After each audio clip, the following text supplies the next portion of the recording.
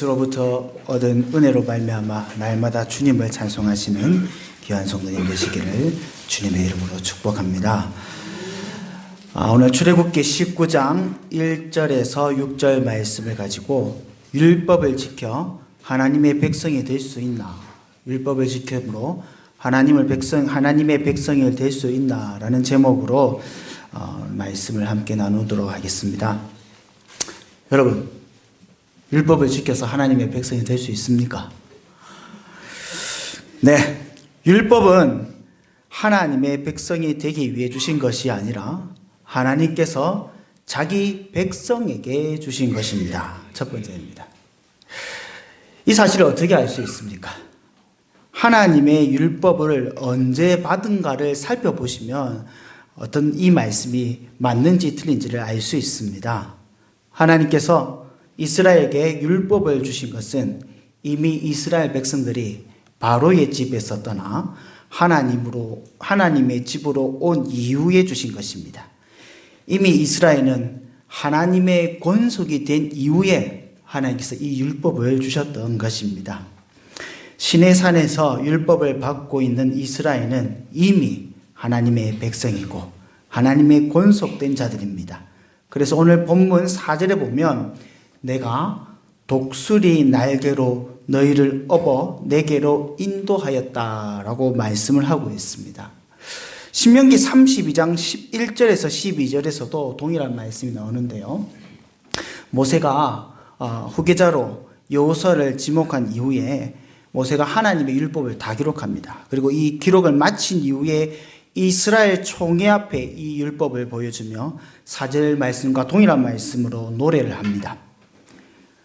제가 읽도록 하겠습니다. 마치 독수리가 자기의 보금자리를 어지럽게 하며 자기 새끼 위에 너풀거리며 그의 날개를 펴서 새끼를 받으며 그의 날개 위에 그것을 엎는 것 같이 여호와께서 홀로 그를 인도하셨고 그와 함께한 다른 신이 없었도다.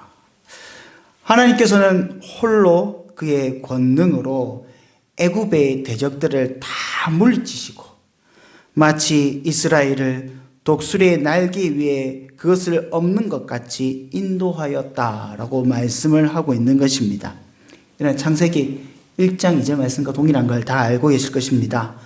수면 위에 운행하시는 하나님께서 역사하심과 동일하게 특별한 보호하심과 이끄심으로 그 백성들을 이곳까지 이끌어내셨음을 말씀하고 있는 것입니다. 출애굽기 20장 2절에서도 나는 너를 애굽 땅 종되었던 집에서 인도하여 낸 너희 하나님 여호와니라 라고 말씀하시며 이 율법을 이스라엘 백성들에게 다 선포하여 주시고 있습니다. 하나님께서는 이렇게 홀로 이스라엘을 바로의 집에서 이끌어내셔서 하나님 백성 삼으시고 이미 하나님의 백성 삼은 이 이스라엘에게 지금 율법을 주시고 있는 것입니다. 따라서 이스라엘 백성은 율법을 지킴으로 하나님의 백성이 되는 것이 아닙니다. 율법을 지킴으로 율법을 지킴이 하나님의 백성이 되는 조건이 되는 것이 아닙니다.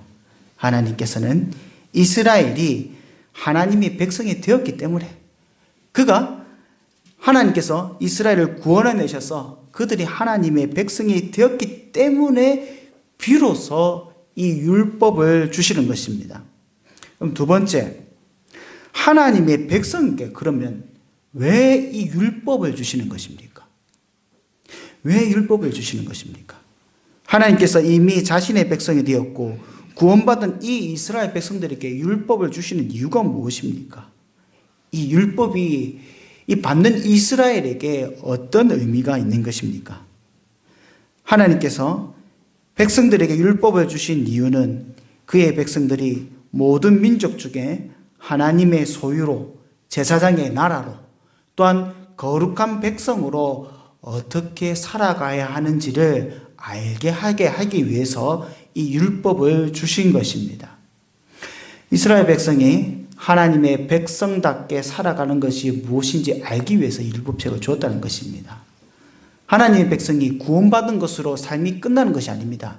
보통 영화 같은 거는 이 출애굽으로 영화가 그 크레딧이 올라가고 다 끝나지 않습니까? 근데 현실의 삶은 그 이후의 삶도 계속되는 것입니다.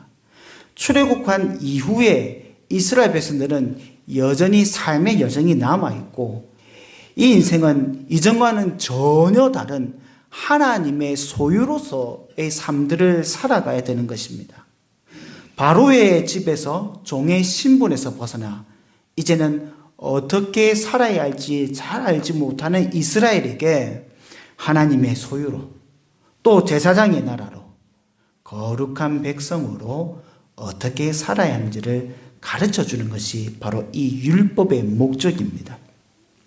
무엇을 해야 하나님을 기쁘시게 하고 무엇을 해야 하나님이 싫어하시는지를 하나님께서 말씀해 주십니다. 우리가 알고 있는 십계명의 내용들을 포함한 모세오경에는 이 율법에 대한 내용들이 가득 차 있습니다. 이 율법책은 우리의 삶을 통제하고 가두는 의무가 아니라 어떻게 살아야 하는지를 가르쳐 주는 것입니다.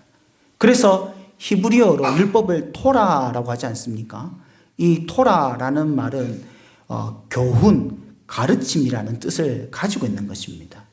토라, 즉 가르침은 이스라엘 백성들의 삶의 전반을 거쳐서 어떻게 살아야 할지를 가르쳐주는 지도와 같은 것입니다. 출애굽한 이스라엘 백성들이 구속받은 하나님의 백성으로 이방 종교와 문화가 지배하고 있는 사회와 환경 속에서 하나님의 백성다운 삶을 살아가는 것이 무엇인지에 대해서 가르쳐주고 있는 것입니다. 보다 구체적으로 설명하자면요, 그의 백성들로 하여금 어떻게 하나님 앞에 나아가고, 어떻게 자기 죄를 지었을 때 용서를 받고, 어떻게 하나님과 교제를 나누며 어떻게 하나님을 섬기고 살 것인가를 가르쳐 주기 위해서 하나님께서는 율법을 주었습니다. 이런 점에서 율법의 용도는 처음부터 구원을 위한 조건을 주신 것이 아니라 하나님의 백성의 삶의 지침과 규칙으로서 이 율법책을 주신 것입니다. 근데 여기서 또 한 가지 의문이 드는 것이 있습니다. 하나님께서 이 율법책을 주셨다면 이 율법책을 받은 이스라엘 백성들은 하나님의 율법을 다 지킬 수 있습니까? 출애굽기 24장 3절에서 모세가 여호와의 모든 말씀과 그 율례를 백성들에게 일러주자 백성들이 한같이 이야기한 것이 있습니다. 여호와께서 말씀하신 모든 것을 우리가 준행하리라. 아주 자신 있게 대답하였습니다. 그런데 이스라엘 백성들이 이를 다 준행했습니까? 그렇지 않지 않습니까?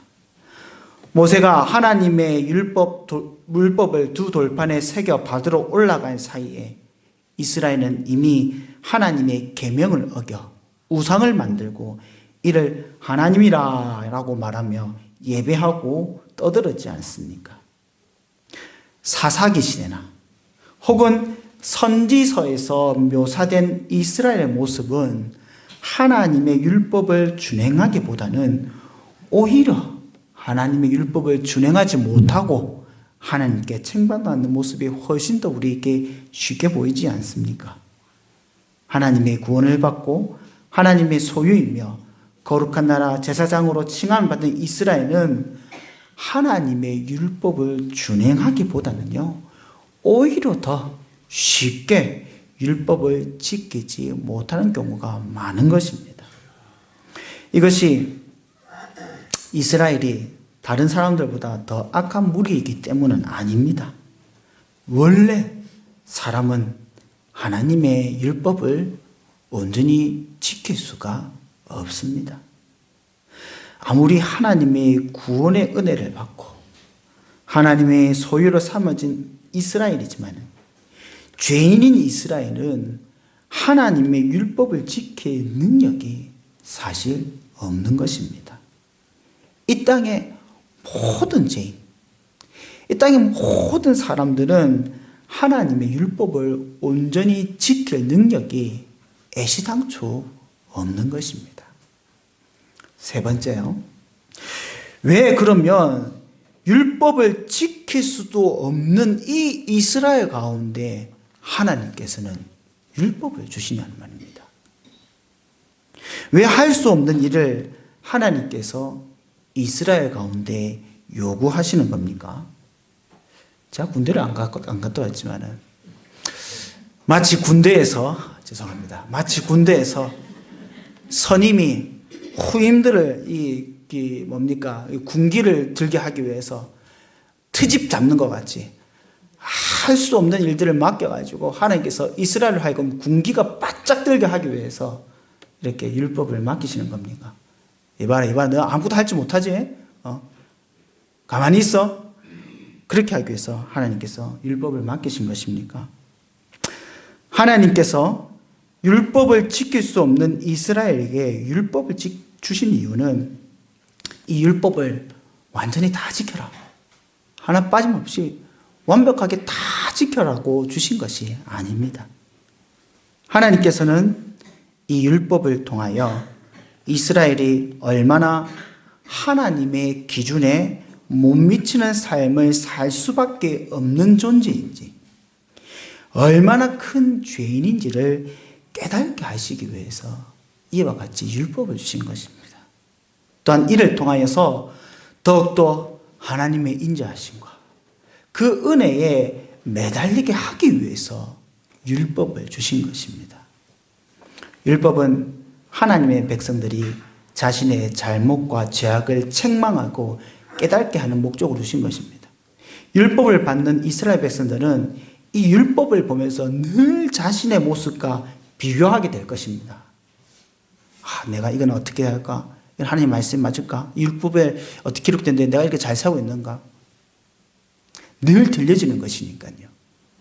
그러나 율법을 통하여 보여진 나의 모습은 하나님께서 이게 제시한 기준에 현저하게 떨어지는 그의 미달된 부족하고 나약한 모습만을 발견할 수밖에 없습니다. 어떤 이들은 이런 모습을 발견하고 아이고 내가 좀 더 열심히 노력해가지고 이 완벽하게 지켜야지, 이 공백을 메꿔야지 라고 생각할 수 있는 사람도 있을지 모르겠습니다. 하지만은 그 노력도 얼마 가지 못하여 자신의 연약함으로 스스로 허물어지는 모습을 보게 될 것입니다. 칼빈은 기독교 강요에서 율법은 하나님의 의를 드러냄으로써 인간들이 얼마나 부족한가를 상기시키고 확인시키고 그로 인하여 자신의 죄를 깨닫고 스스로 정죄하게 한다라고 말하고 있습니다. 그럼 율법의 거울에 비추어 자신의 연약함, 그리고 비참함, 그리고 도저히 이 율법을 이룰 수 없음을 발견한 하나님의 백성은 어떻게 됩니까? 다 지킬 수도 없는데 마음대로 살면 되겠습니까? 그냥 포기하고 그냥 하나님 말씀과 전혀 상관없는 삶을 살면 되겠습니까? 그래서는 안 되는 것입니다. 율법의 거울 앞에 자신의 모습과 가능성에 절망한 하나님의 백성은 무엇을 해야 되냐면 하나님 앞에 엎드려서 은혜를 구하고 하나님의 자비하심을 구해야 하는 것입니다. 내가 하나님 앞에 얼마나 지독한 죄인인지를 깨달아 회개해야 합니다. 또한 이 죄의 무거움을 하나님께서 은혜로 주신 방법을 통하여 해결함으로 하나님 존전에 머물러 있고 또 여전히 하나님의 백성으로 살아가야 함을 깨달아야 하는 것입니다. 분명 율법은 우리의 삶과 무관한 단지 넘을 수 없는 높은 삶의 요구와 기준은 아닙니다. 율법은 분명 하나님께서 말씀하시는 하나님의 소유, 또 거룩한 백성, 제사장의 나라로서 마땅히 살아야 할 삶을 말하고 있습니다. 그렇기에 마땅히 하나님의 백성은 율법을 따라야 살아야 하며 그러한 삶을 추구해야 합니다.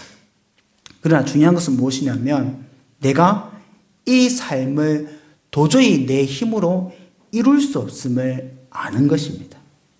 나의 힘과 능력으로는 도저히 이 삶을 살아갈 수 없음을 알아야 하는 것입니다. 내가 한시적으로 또 일부의 삶을 율법을 따라 온전히 살았을지도 모릅니다. 그래서 이 때문에 내가 굉장히 뿌듯하고 굉장히 의로운 사람처럼 여길지 모릅니다. 또 사람은 항상 비교하지 않습니까?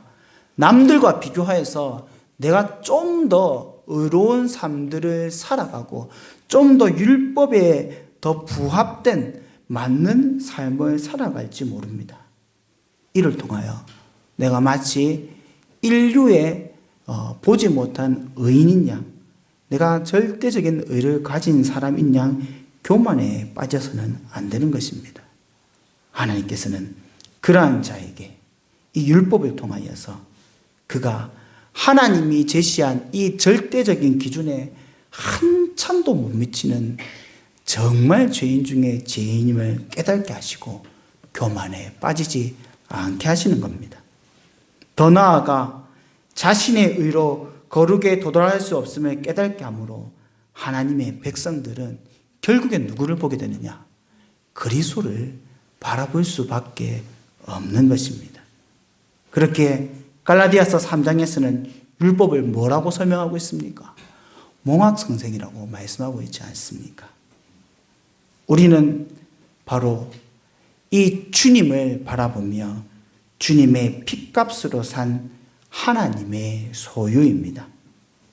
오늘 제가 소소에 읽었던 계시록 5장 6절의 말씀에 1장 5절 6절 말씀에 우리를 사랑하사 그의 피로 우리 죄에서 우리를 해방하시고 그의 아버지 하나님을 위하여 우리를 나라와 제사장으로 삼으신 그에게 영광과 능력이 세세에 있도록 원하노라.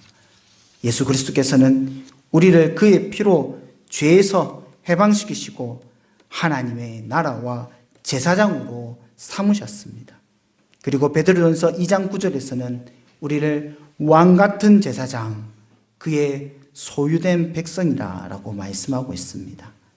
이처럼 그리스도의 피로 산 주의 백성들은 여전히 하나님의 소유로서의 삶을 살아가는 그러한 율법의 기준을 가지고 있습니다.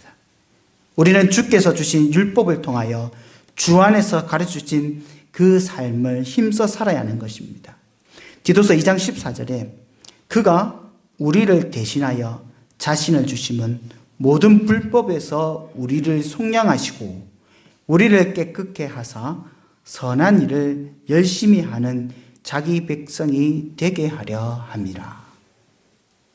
예수님께서는 과거 행동만으로 준행하였던 모세의 율법들을 이제는 행동뿐만 아니라 그 마음까지도 율법의 정신을 다 준행하라고 요구하고 있습니다.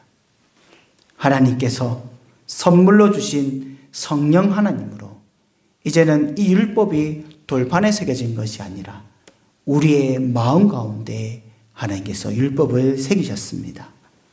이제는 성령 하나님으로 새롭게 거듭난 신령으로 행위뿐만 아니라 마음까지도 주의 율법을 따르게 하셨습니다.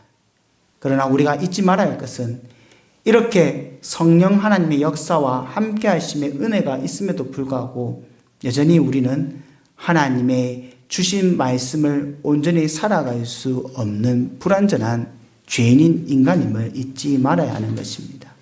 우리는 주의 소유에 걸맞지 않는 죄인이며 추악한 자입니다.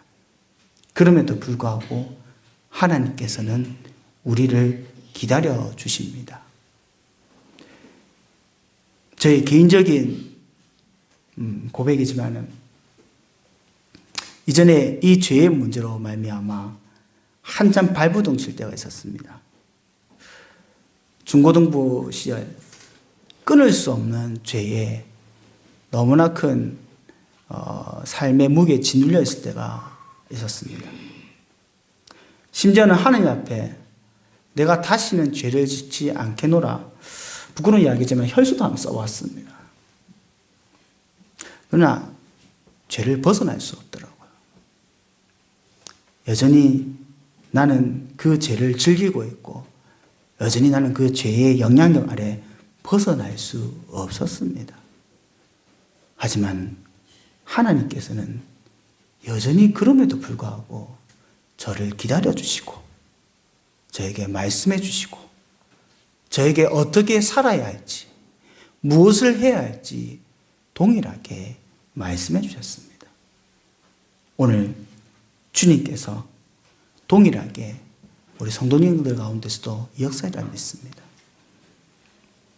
율법의 말씀으로 우리가 온전히 살 수 없지만 하지만 죽기까지 죄와 싸우고 하나님이 주신 성령 하나님으로 말미암아 우리가 주의 은혜를 구하며 나아갈 때 우리가 완전하지는 못하지만 하나님이 기뻐하시는 성도로서 하나님께서 칭찬하실 주님의 백성과 나라로서 살아가시는 귀한 성도님 되시기를 주의 이름으로 축복합니다.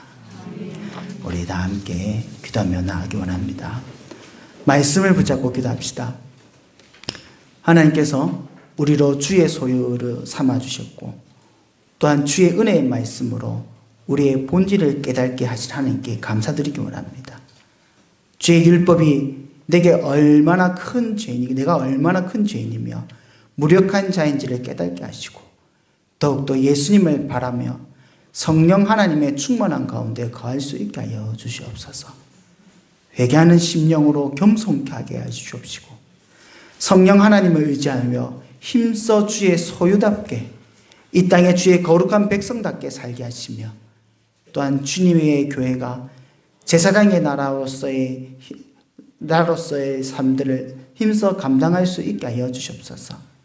혹여나 연약하여 주의 말씀을 떠나 주님 앞에 온전치 않는 삶들을 사는 자가 될지라도 주 앞에 온전히 하나님을 의지하며 나아갈 수 있게 하여 주옵시고 또한 나의 지체들 중에 이와 같이 죄에 빠진 자가 있더라도 정죄치 말게 하시고 오직 함께 주의 말씀의 지도를 받아 우리의 죄인됨을 고백하고 예수 그리스도를 더욱 의지할 수 있게 해달라고 이 시간 우리 말씀을 붙잡고 함께 기도하며 나아가기 원합니다.